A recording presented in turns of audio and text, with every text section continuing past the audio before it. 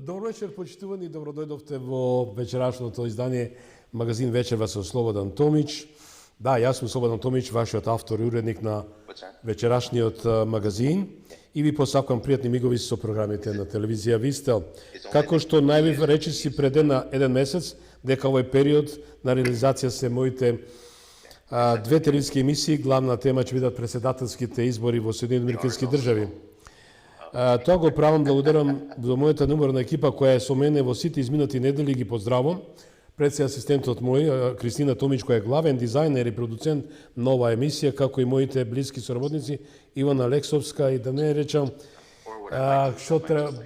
кој пат да спомнам голема благодарност на мојот драг пријател Жан Станоевски и собственик на професионалната куќа за превод Костан. Еве, почитувани, вечерва, како што реков, обезбедив еден ексклузивен соговорник директно од Калифорнија. Тоа е господинот Арон Бергер, геополитички аналитичар од Лос Анџелес. И се надам дека ќе најдам на разбирање, со оглед дека тука ми е Жан. Во сигурни раце сум да ја реализирам емисијата на англиски јазик. Претходно, еве, да го представам и да му посакам добро вечер. Good evening, Mr. Aaron. Good evening, Mr. Berger. Господин Бергер, ви благодарам што сте со нашата емисија вечерва со Слободан Томич. Thank you, Mr. Tomic. It's a pleasure to meet Благодарам, you. господин Томич. Драго ми е што се My name is Aaron среќаваме. Berger. I'm a Јас сум research Бергер, јас scientist сум specializing in global специализиран catastrophic risk за and geopolitical spillover. соработка со невладиниот сектор за катастрофични ситуации. Да, ќе напишеме кој сте и ќе кажеме нешто и за вас, за вашите геополитички анализи и дали нешто може и вие да не кажете за тоа. И привилегија е за нас да се биде со вас како професионалец. Исто така сте експерт за животна средина,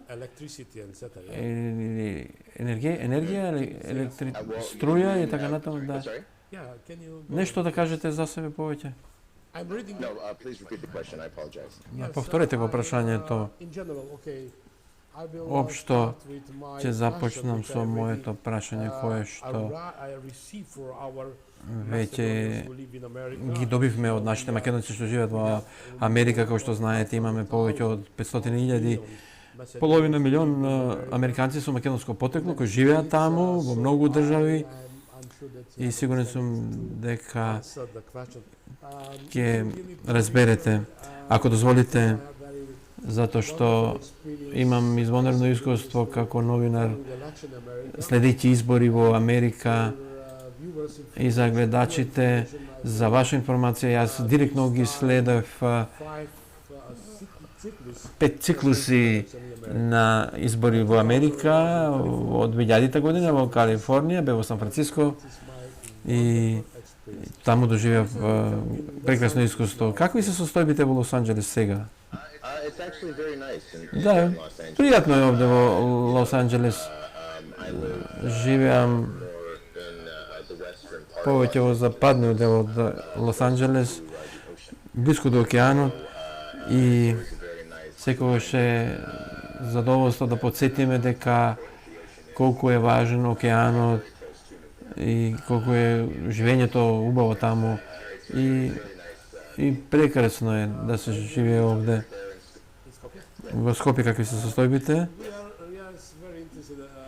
Да, интензивно и се занимаваме со изборите на 5 ноември, согласно сите наши македонци што таму живеат, се заинтересирани прилично за резултатите и за епилогот од изборниот ден, затоа што тие очекуваат нешто корисно да се случи за нив и патем кажано, ако дозволите, ќе кажам нешто за вовед.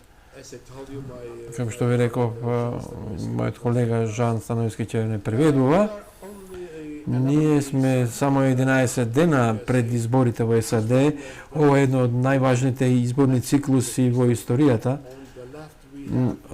Од една страна лево ја имаме Камала како подпредседател на Бајден. Таа е позната како лоша граничарка на администрацијата на Бајден и Харис, одговорна за огромна илегална миграција во САД, во последната година.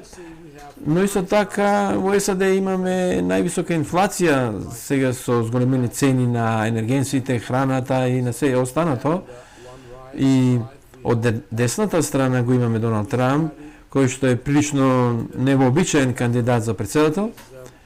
Тој е кандидат кој е силно посветен на економијата, формирање работни места, намалување на инфлацијата, но исто така е и прилично против илегалната миграција во САД, која што е и одговорен за тоа е одговорно за уништувањето на економијата на САД во последните години. Се чини дека последната администрација на Бајден Харис повеќе пари дава на илегалните мигранти отколку на самите американци кои што се посиромашни отколку што беа пред 4 години. Како што знаете, имаме многу силна американско-македонска заедница во САД, повеќе од половина милион кои што претежно живеат во колебливите држави како Мичиген, Пенсилванија и Охајо. И тие исто така се борат со високите цени и со високата инфлација. Моето прво прашање е дали сметате дека американците живеат подобро сега или подобро живееја за време на администрацијата на Трамп? Сметам дека верувам дека американците живеат подобро под администрацијата на Харис и Бајден, отколку од аспект на гасот. Цените на гасот се повисоки сега можеби, но пониски се отколку што беа во 2022 и многу места во САД тие се беа $5 своевремено, но со напорите на администрацијата на Бајден и Харис дојде до спуштање на цените просечно на $3.40, така да се уште се високи сепак, но гледаме трендови на намалување на цените на гасот и секако и намалување на инфлацијата, а инфлацијата беше прилично висока во 22 година, така да имаме зголемување на цените во САД, но напорите на администрацијата на Бајден и Харис одат во правец на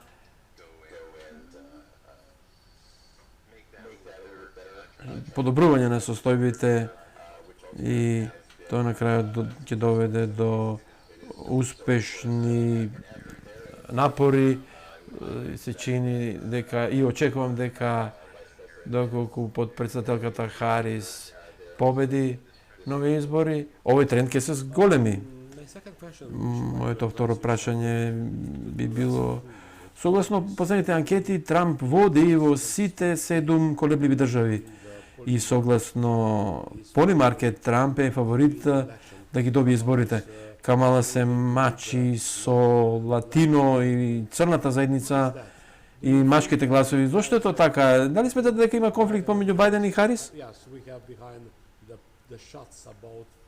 И еве ги сега и состојбите со. Може ли да ми дадете одговор на ова? Секако, благодарам. Вистината е,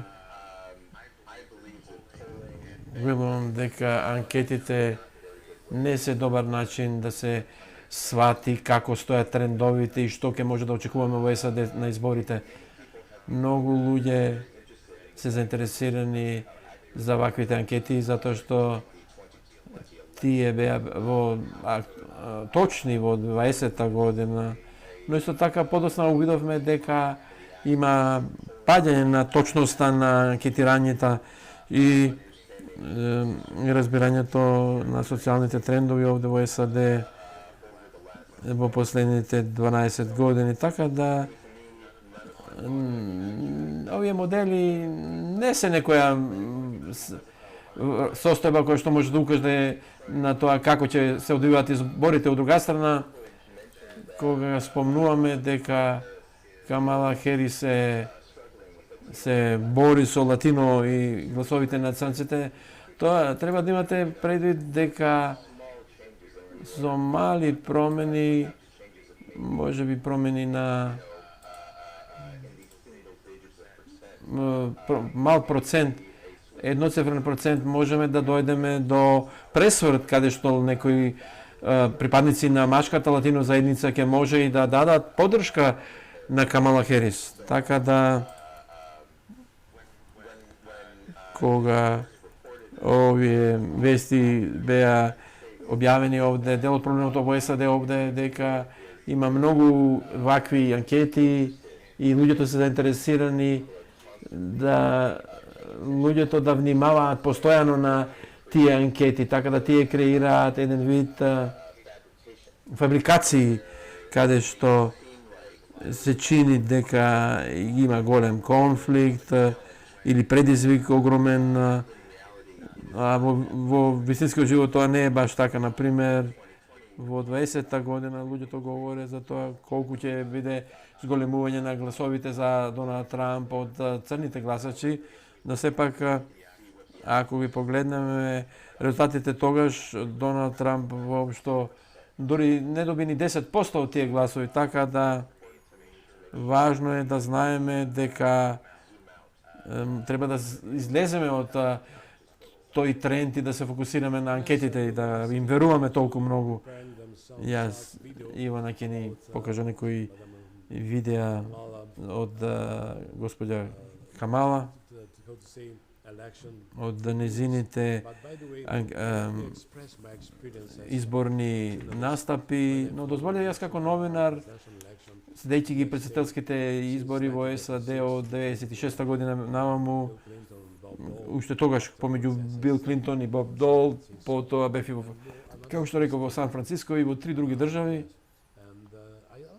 Сакам да кажам дека луѓето се заинтересирани за изборите, особено кога имате посебни електорални коледжи кои што имаат ексклузивност во собирањето на гласовите. Туку имаме различен вид на гласање, нешто повеќе да ни кажете за нашите гледачи, затоа што е тоа голем предизвик. Целосно го разборам, електорните коледжи се многу збунувачки за многу американци дури, така да граѓаните на САД не се многу чувствуваат пријатно.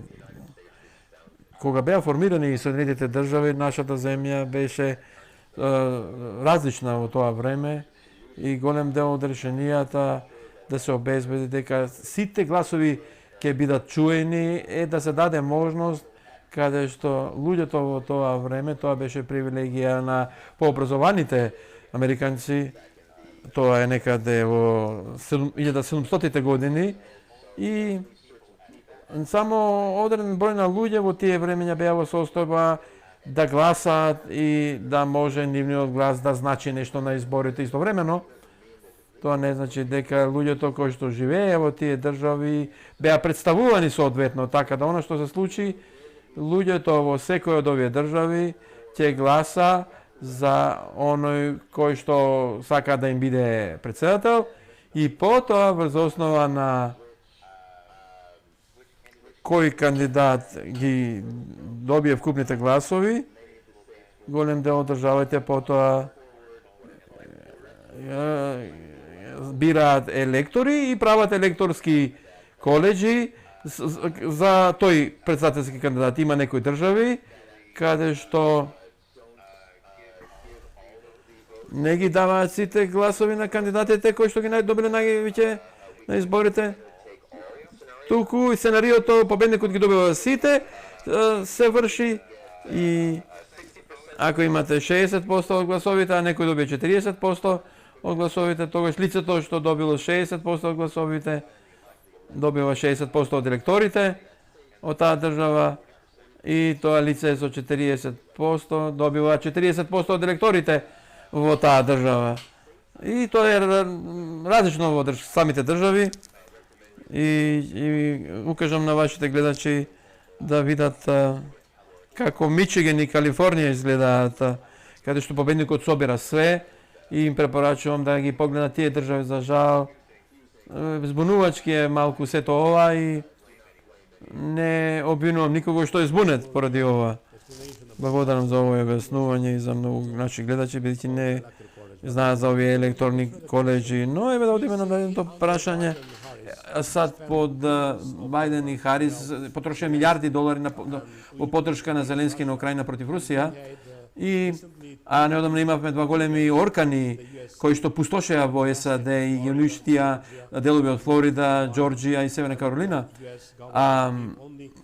Владата на САД даде само $750 на секој засегнат американец од орканите.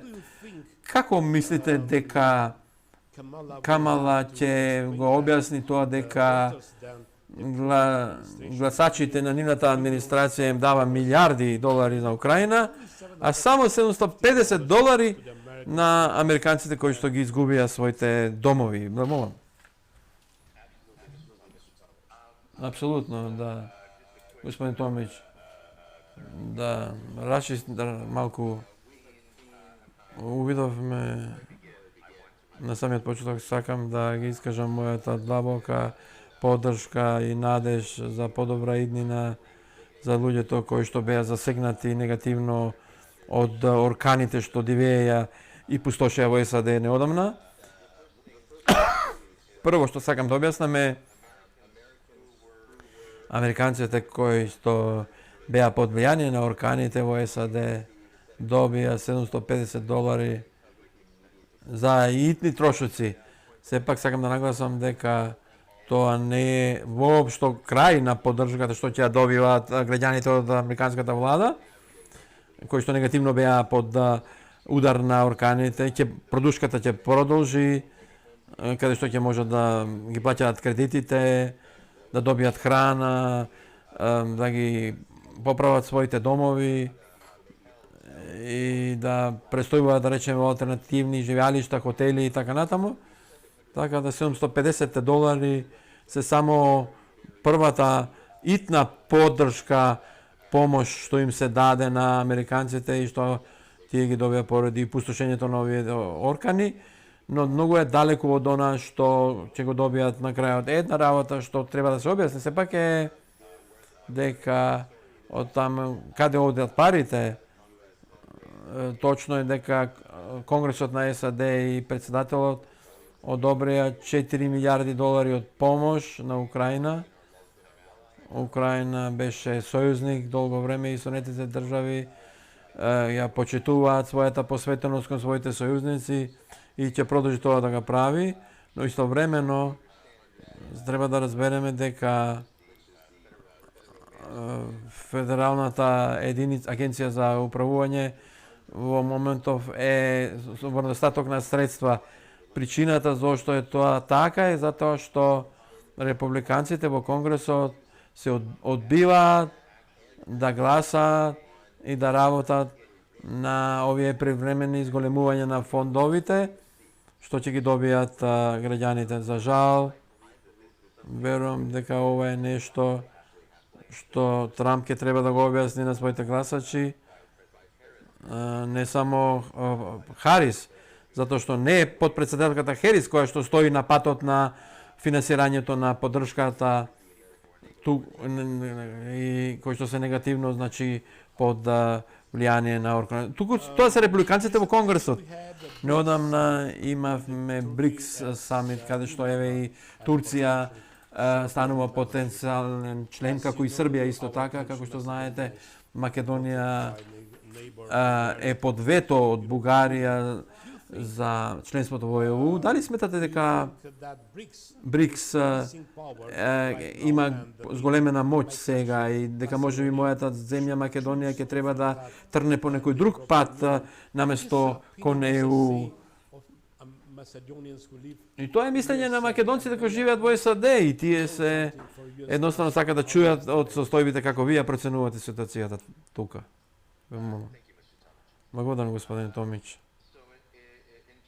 Од аспект на БРИКС, проектот на БРИКС е интересен. Сепак, кога размислувам за коментирање на состојбите и очекувањата што јас верувам и што вашите граѓани треба да ги следат, вашите сонародници треба да ги следат. Работата со БРИКС е тоа што нема многу доверба во БРИКС. Заради тоа што кога ќе ги погледнам големите меѓународна коалиција на земјите кои што сакаат да креираат подобри можности за сите други земји кои што се во таа коалиција. Јас би сакал да видам дека можам да се фокусирам која е заедничка мисија за нив, за тие држави. Значи, која е споделената мисија за нив. И кога ќе погледам БРИКС, тешко е да кажам која е таа споделена мисија, затоа што голем дел од членките на БРИКС имаат многу предизвикувачки тешки прашања со други членки на БРИКС, например, има многу зла крв помеѓу Индија и Кина во моментов. Знаете, јас имав можност да се среќавам со индиски политичари и нивните односи не се баш сјајни, морам да кажам. Например, увидовме дека Индија и Кина заеднички градат брана на иста река, една спроти друга, тоа не го прават сојузници. Освен тоа, Индија демонстрира своја желба да биде многу независна. Истовремено, Кина демонстрира, укажува своја желба да повеќе ја контролира ситуацијата во светот, така да е прашање дали Индија ќе дозволи на Кина да оди напред, да го преземе приматот во БРИКС. Освен тоа можеме да увидиме дека земјите како Саудитска Арабија и Иран се дел од БРИКС, дека таму има многу тешкоти и во Турција е нов член, но Турција и Грција имаат големи проблеми исто така. Така да, ако одиме надолу, Египет и Етиопија исто така се дел од БРИКС. И ако ги погледнеме прашањата кои што се однесуваат на браната на Нил на Етиопија, може да видиме дека и тука има значајни предизвици, големи предизвици во билатералната соработка помеѓу нив, помеѓу Етиопија и Египет. Така да, за мене тешко е да се препорача сојуз со БРИКС да се оди, во сојуз со БРИКС да се оди, затоа што ни недостасува нешто во земјите на БРИКС кои што имаат сериозни проблеми со други држави, кои што, но и со оние кои што се членки на БРИКС. Освен тоа, ако говориме за валутата на БРИКС, дека таа ќе стане, ќе оживее, с многу години се обидуваат да ја воведат, се чини дека секоја година има дискусии за воведување на БРИКС валута, но никогаш тоа не го ја виде светлината на денот и е повторно 2 години покасно говориме за БРИКС валута. Така да се уште немам видено нешто како моментум што ќе произлезе од овие држави, така да тоа не е нешто што јас би го препорачал на државите. Од друга страна, секако разбирам дека европското вето за членството во ЕУ е нешто што не носи добри чувства во вашата земја и не само што вашите граѓани страдаат, има и други инстанции каде што луѓето треба да чекаат за да влезат во ЕУ, за да почнат преговори, така да сметам дека вашата земја ќе биде многу вредна членка на ЕУ и затоа што многу земји во Европа ја поддржуваат. Така да моја препорака ќе биде да се продолжи да се работи со ЕУ и со незините сојузници за да се стане членка.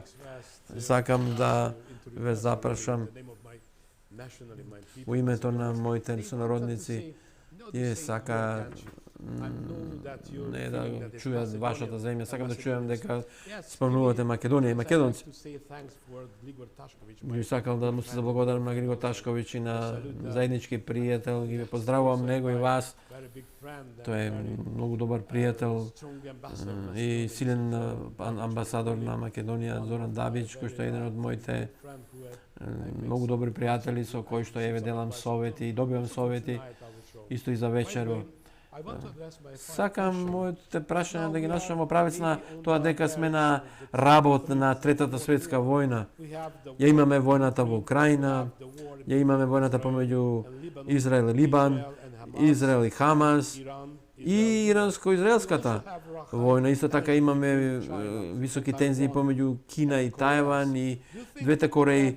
Дали сметате дека светот беше многу помирен во времето на Трамп и патем кажано Трамп изјави неодамна дека ќе заврши војната во Украина за 24 часа и дека ќе запре војната и на Блискиот Исток. Дали сметате дека војната во Украина ќе заврши по неговото избор?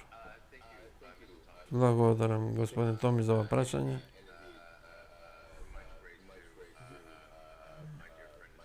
Да, исто така поддршка до нашите заеднички пријатели Григор Ташковиќ.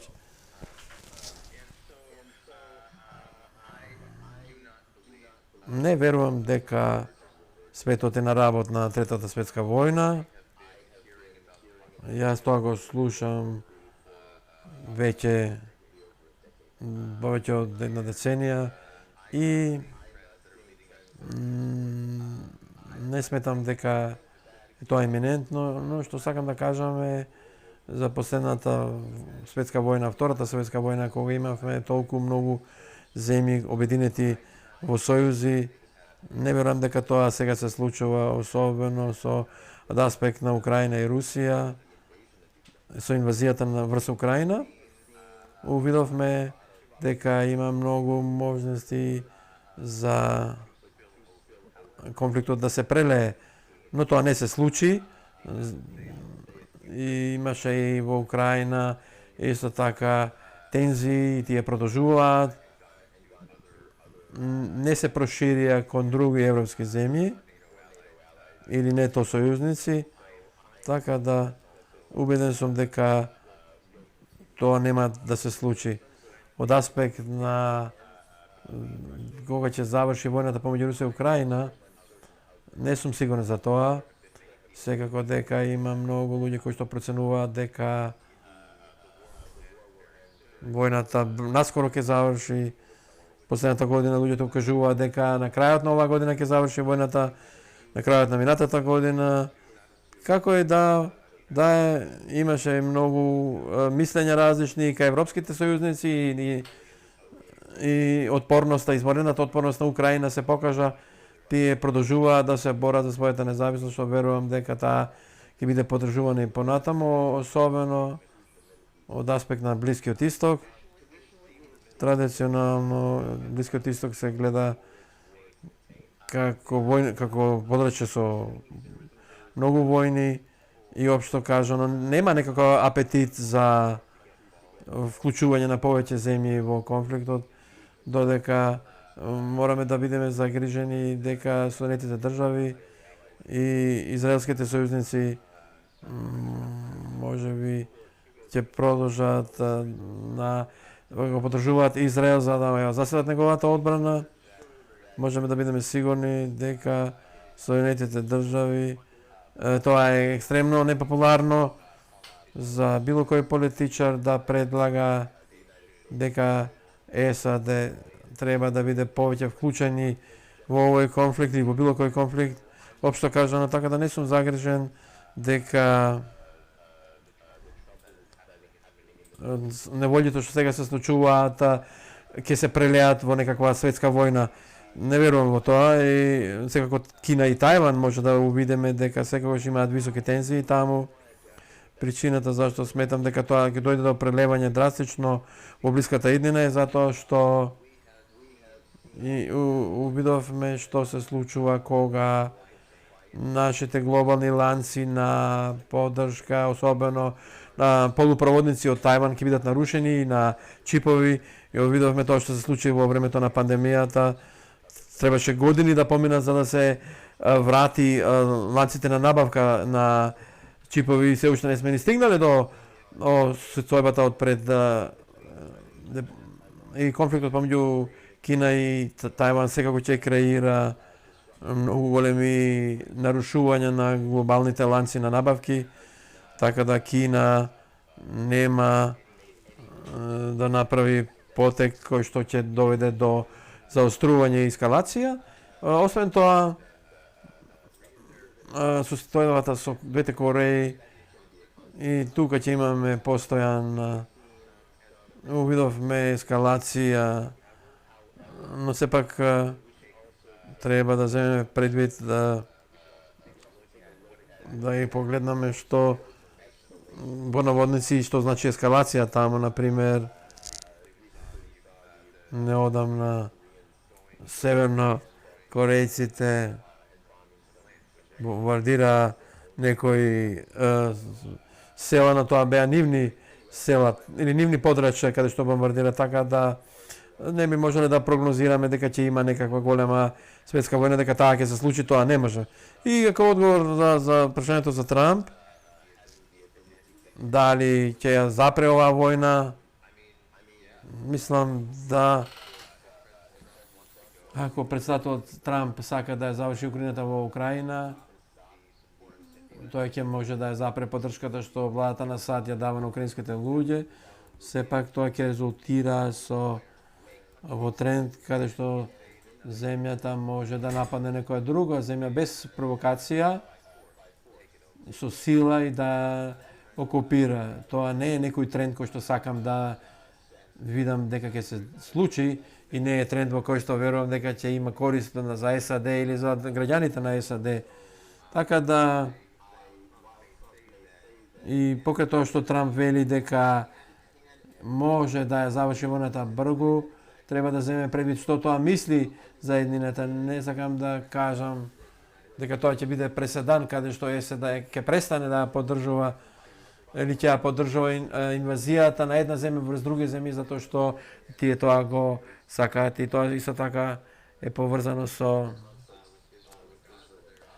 состојбата со Израел и Газа. И овде, доколку Трамп сака и на Израел му даде воена слобода да биде во состојба да го решава конфликтот во Газа и остро и длабоко како што израелците тоа го сакале, тоа нема да го запре конфликтот. Имавме и вклучување на други земји. Иран ќе продолжи да има тензии против Израел и тоа нема да застане. Но сепак, ако председателот Трамп сака и каже дека ќе го заврши овој конфликт, тоа може да резултира со смрт на многу луѓе кои што живеат во Газа. Смртноста таму и раселувањето ќе се зголеми драстично ако се направи тоа. И оно што бившиот председател Трамп ќе го каже и дека има влијание врз тоа, треба да земе предвид какви ќе бидат влијанијата на сето тоа.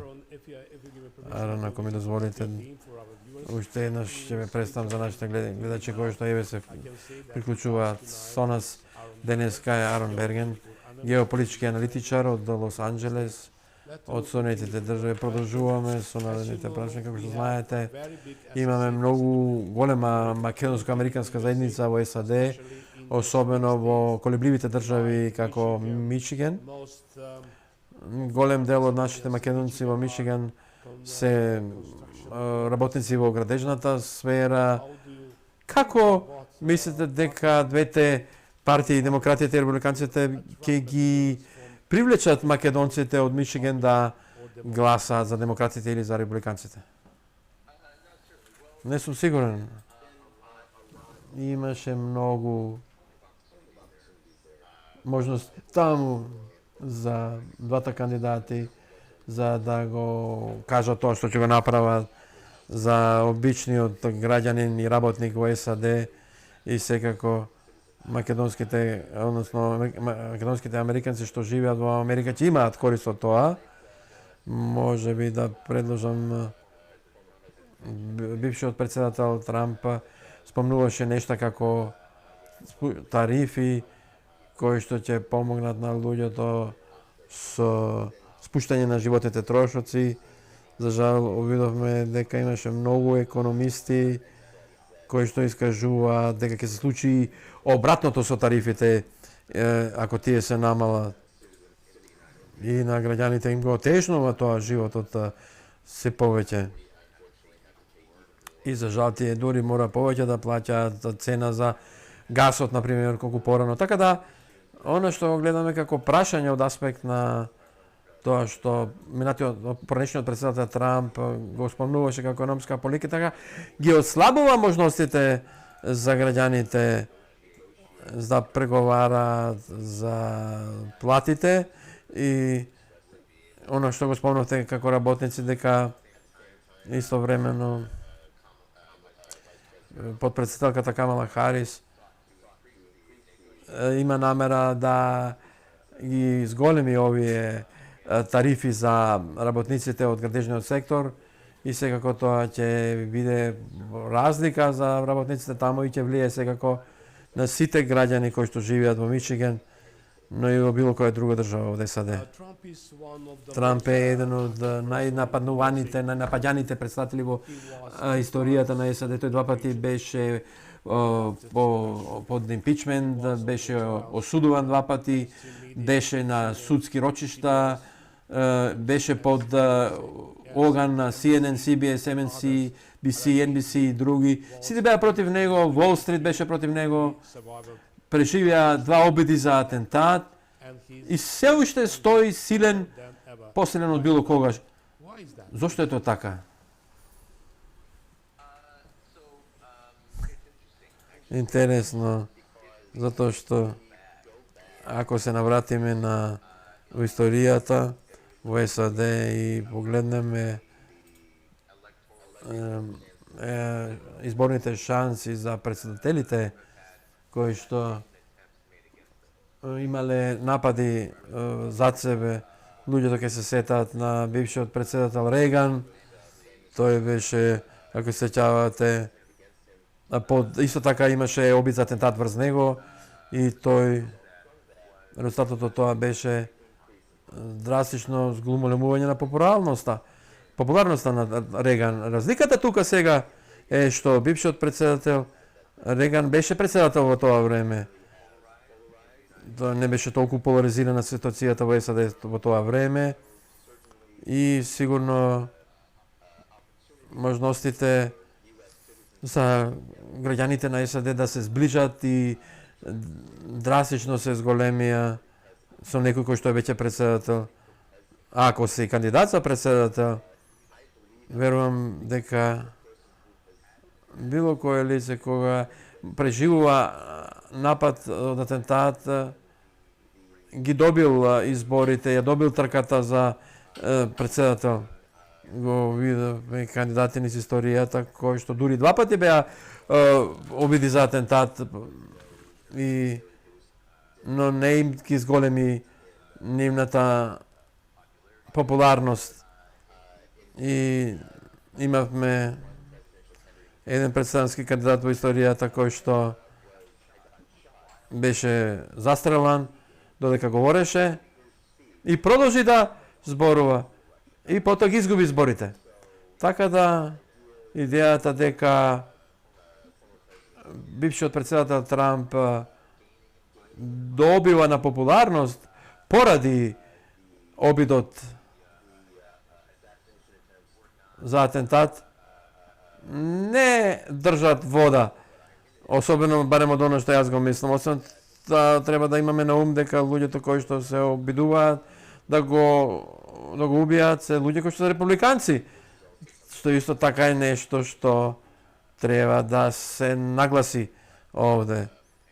Како и да е, истовремено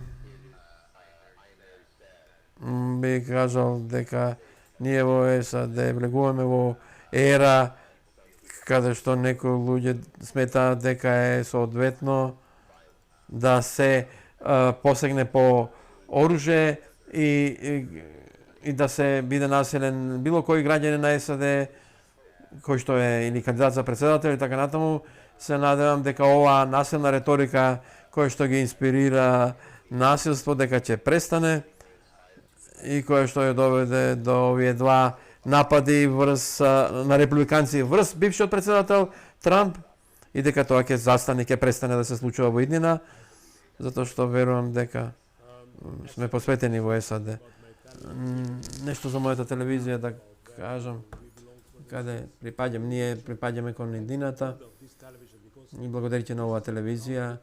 Ова е круски доказ за тоа како добиваме поддршка и поддржуваме американската политика, американската, европската политика, политиката на едината, што е голем предизвик за сите нас. И тоа е причина што сакам да кажам. Благодарам уште еднаш за сите напори што ги имаме овде да ги прикажаме вистинската слика за изборите во Америка, што е многу важно и рефлексија врз стабилноста во светот, во САД, на Балканот, особено за нашите македонци во САД. Да се навратиме на моето народно прашање. 10 прашања јас подготвив и ценам вашите одговори, затоа што е невообичаено да имаме длабока анализа. Продолжуваме да искористиме состојбите што пред неколку минути овие слики да ги прикажеме.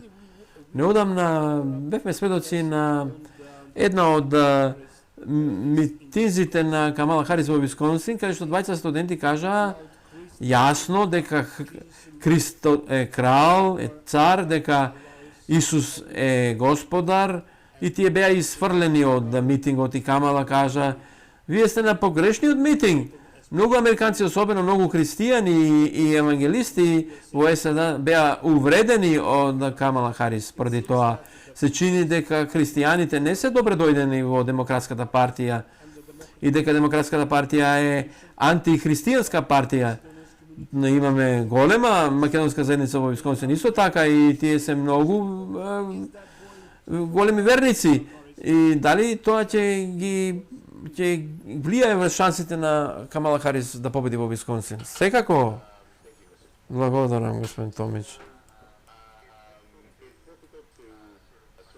Имаше некој треба се разбере што се случило на овие митинзи.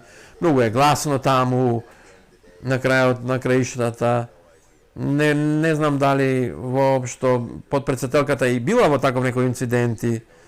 Многу е гласно, многу нешта се кажуваат и можно е некој да и се обратил и да се таа обратила некому друг и како што истекува времето ќе разбереме јасно што се случи таму.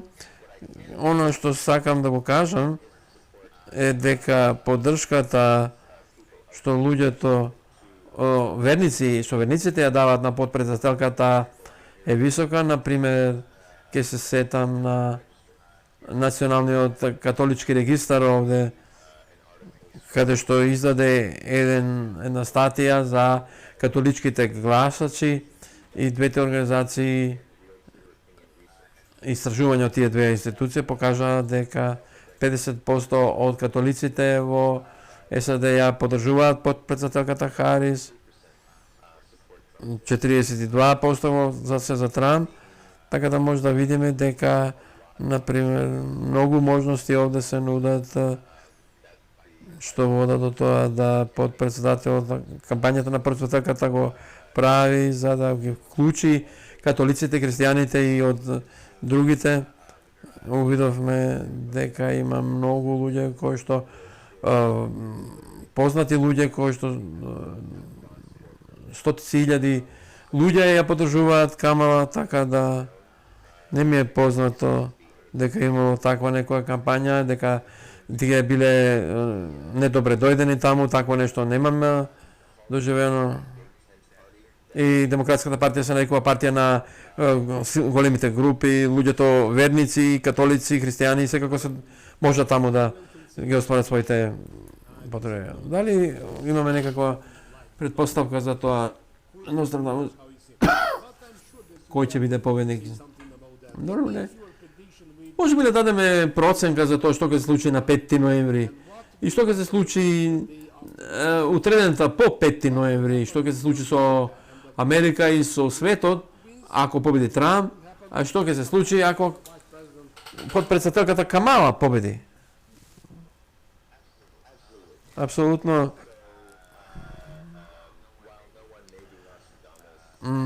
може би не со Нострадамус, да не бидеме Нострадамус, Јас не можам да кажам дека сум успевал во прогнозите за тоа кој ќе победи.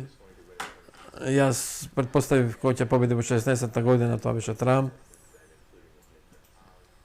И во моментов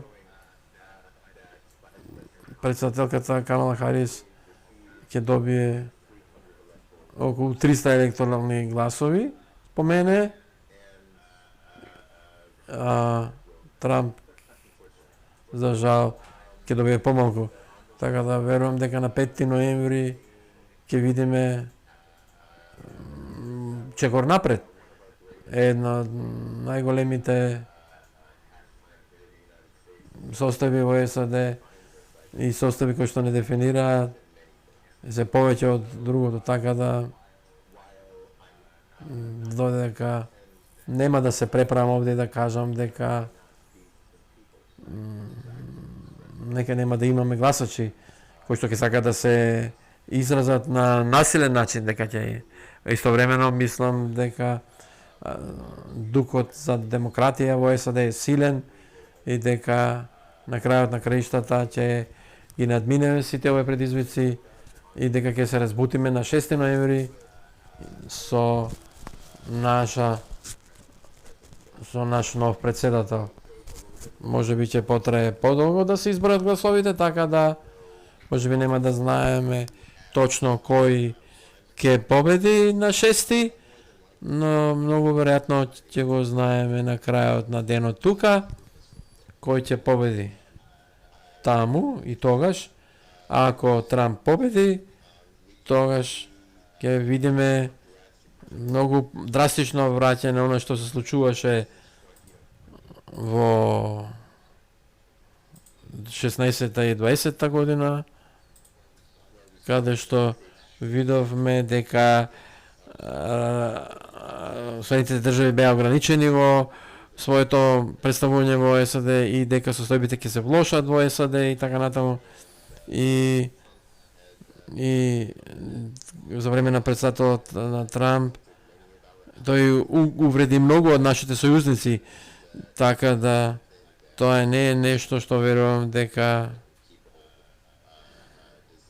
граѓаните го сакаат и сакаат да го видат. Така да истовремено, ако не се лажам, и потпредседателката ги добие изборите, верувам дека нема да видиме продолжување на администрацијата на Бајден. Потпредседателката Харис искажа на многу начини како незината администрација поинаку ќе работи отколку што е сегашната администрација на Бајден, така да ќе биде тоа голем напредок и секако дека не смееме да ги забравиме и наследниците на администрацијата на Бајден. Сепак верувам дека ако Харис биде председател на САД, ќе видиме по-пријателска земја САД, земја во која што ќе ги почитуваме нашите сојузници и македонските граѓани и секако ќе имаат корист и сметам дека на крајот на краиштата ќе имаме два различни патишта кои што двата кандидати ќе ги поминат и верувам дека историјата има покажано дека ако Камала Харис ја води државата, тоа нема да биде само во корист на САД, туку ќе биде подобро и за целиот свет. Е голема привилегија и предизвик кога ќе кажат имате добар тим. Би сакал да ги поздравам Џон, кој што дел од мојот тим исто така за изборите. Ги следиме изборите и 16-та година ги следевме и сега и исто така во 24-та. Сепак сакам метафора да искористам овде. Ако дозволите. Моето прашање во председателските избори е важно не само за САД, туку и за целиот свет. Имаме два титани како противници и имаме титан против титан. Кој ќе заврши како Титаник?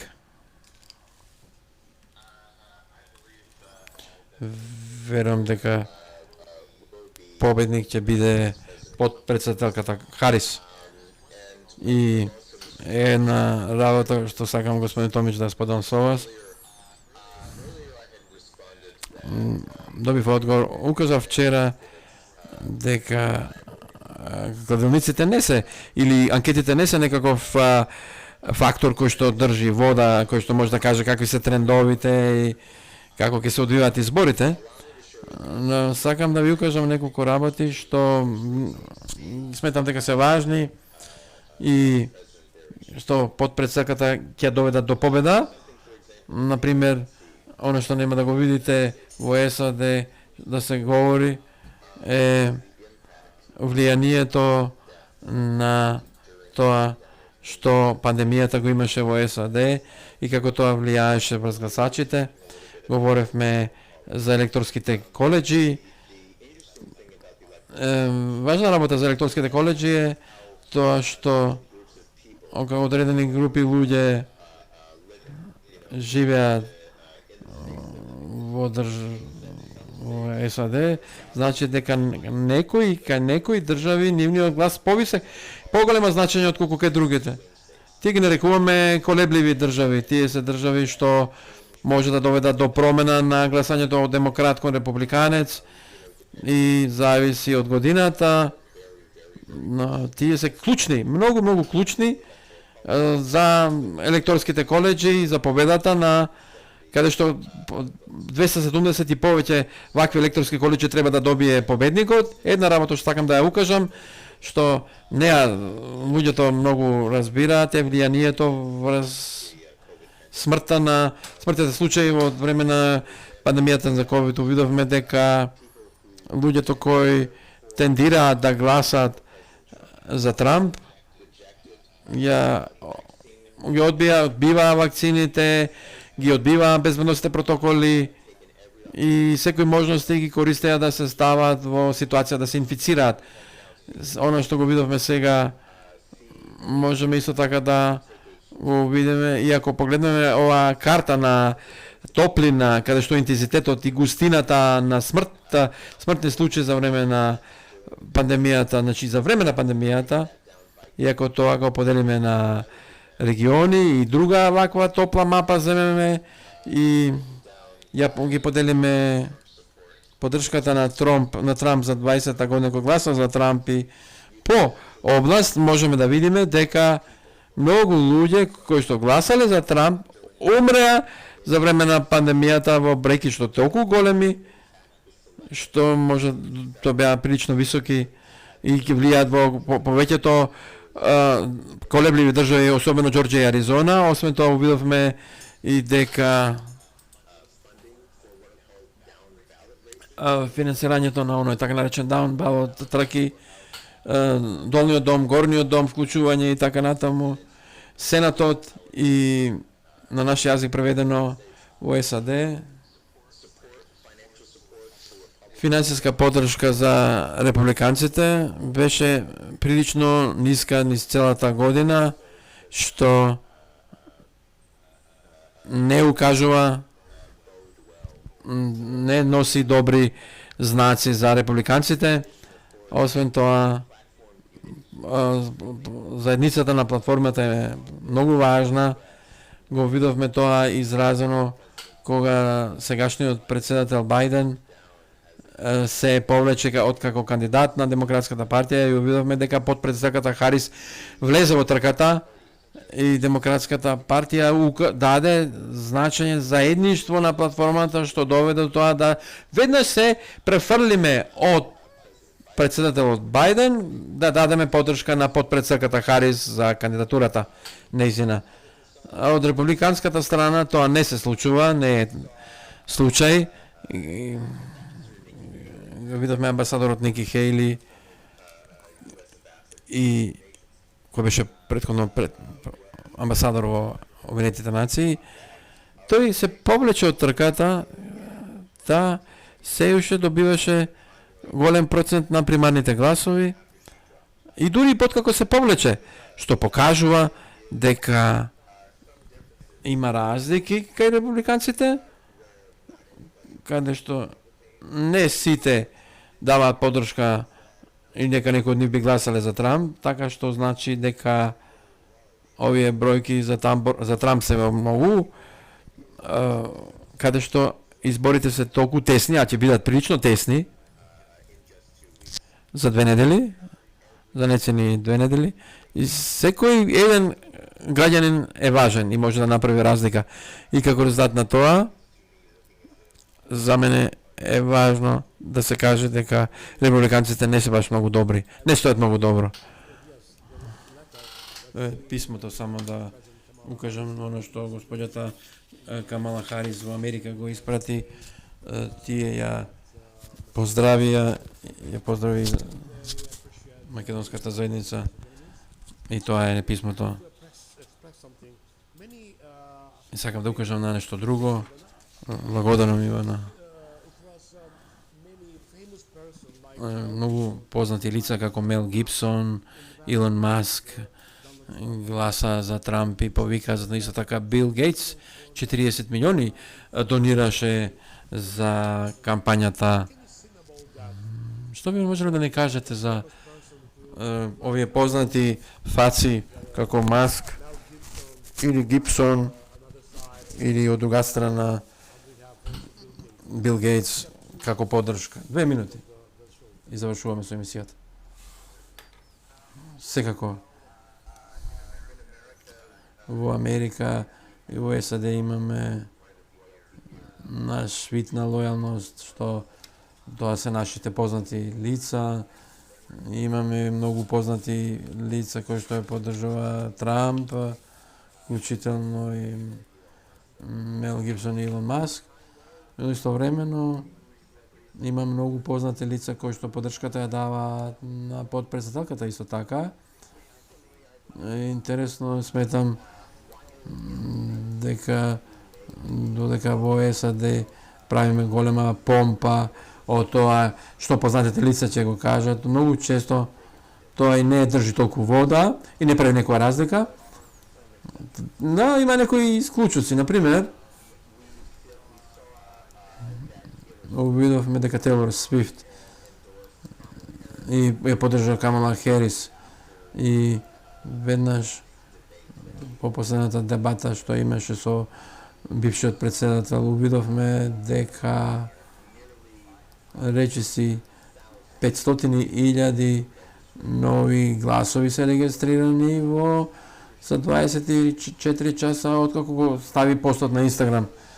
Тоа е едно од малките индикатори на кои што може да се осврнеме и да видиме кога овие познати лица носат разлика. Во нови избори мислам дека повеќе од овие инстанца немам видено многу голема поддршка што укажува на тоа дека богатите го поддржуваат кандидат и дека ќе направат некоја голема разлика на изборите. Арон, ви благодарам што не се придруживте. Се верувам дека гледачите се задоволни. Ќе можеме да соработуваме во иднина. Јас подготвувам изненадување.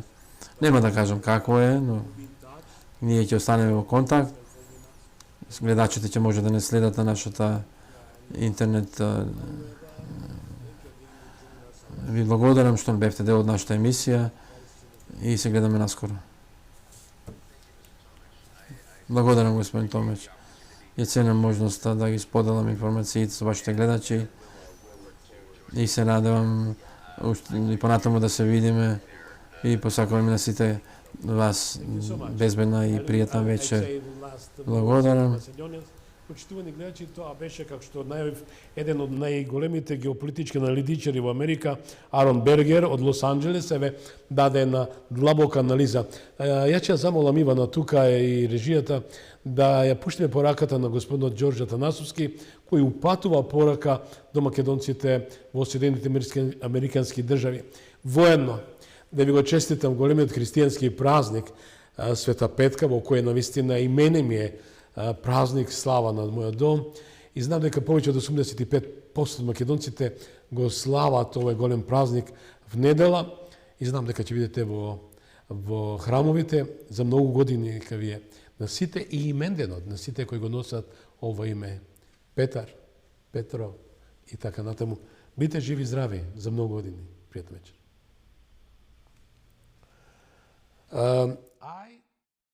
Македонскиот бизнисмен Ѓорѓија Ѓорче Атанасовски ги повикува сите македонци кои имаат американски пасош да гласаат за идниот американски претседател Доналд Трамп на предстојните претседателски избори во САД.